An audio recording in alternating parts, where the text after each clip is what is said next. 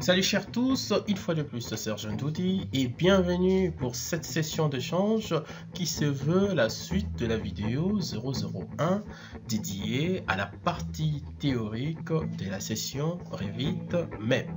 Alors sur ce qui est la session du jour, nous allons nous appesantir sur le point 2.2 du confort des occupants qui s'appesantit essentiellement sur les conforts acoustiques.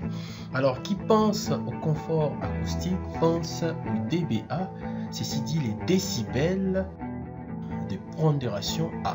Alors, les décibels A, c'est quoi? C'est en effet une valeur qui caractérise l'évaluation en décibels en fait d'un niveau sonore avec la pondération A qui est certifiée par la norme EE I616-72-1 sur l'électroacoustique sonore. Cette norme établit des valeurs pour tenir compte en fait de la sensibilité moyenne à un faible volume sonore de personnes ayant une audition considérée comme normale pour chaque bande de fréquences considérée. Sur ce qui nous concerne, nous aurons la pondération A qui sert pratiquement à l'évaluation des sonneries ou des bruits au niveau environnemental. Alors sur ce, un tableau caractéristique que nous allons utiliser conformément à la norme et au standard ISO 7730, c'est que pour une chambre en moyenne, on autorise un niveau sonore dBA compris entre 22 décibels A et 30 décibels A.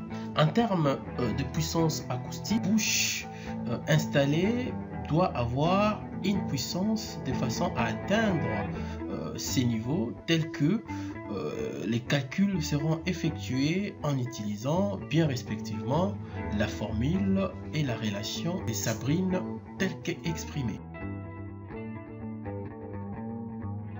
On estime qu'entre 20 et 30% d'énergie consommée par les bâtiments pour le chauffage est due à la ventilation. Alors ceci inclut la consommation de ventilation, mais aussi les pertes thermiques dues au renouvellement d'air. Tous les soucis d'optimiser la ventilation afin de réduire les pertes thermiques dues au renouvellement d'air afin d'obtenir une bonne KI. Alors, pour ce, il existe plusieurs possibilités pour réduire les pertes liées à la ventilation. Premièrement, on vous préconise d'éviter les pertes incontrôlées par le défaut d'étanchéité du système mis en place. Ensuite, optimiser le débit de ventilation en fonction des besoins.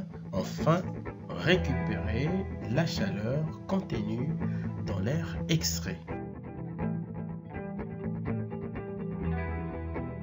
La consommation énergétique se calcule par cette formule avec la consommation énergétique liée au renouvellement d'air qui s'exprime en watts-heure par an, et CP la chaleur passive et ρ la masse volumique de l'air et Q les débits volumiques en mètres cubes par heure, θH degré R de la région de base à 18 degrés, pratiquement aux alentours de 24 degrés jour unifié, B qui est le coefficient d'apport gratuit de l'air et N le rendement.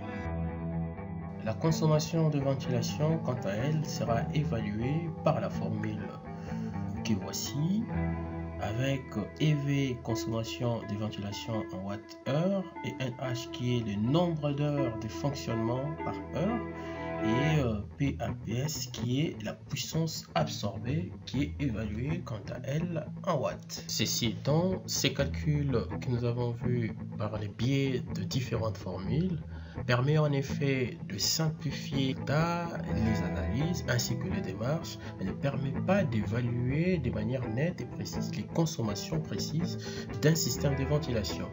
Mais il permet en effet d'estimer les pertes associées pour un bâtiment. Alors de manière simple en utilisant les standards, les gains liés aux installations ou à un système économe peuvent être représentés par les tableaux suivants où nous mettons en relation ou en comparaison à la fois un système à simple flux autoréglable, un système à flux de basse consommation et un système flux hydro-réglable. Alors, quant à moi, je vous dis merci. C'était une fois de plus Serge Ndoudi. À bientôt.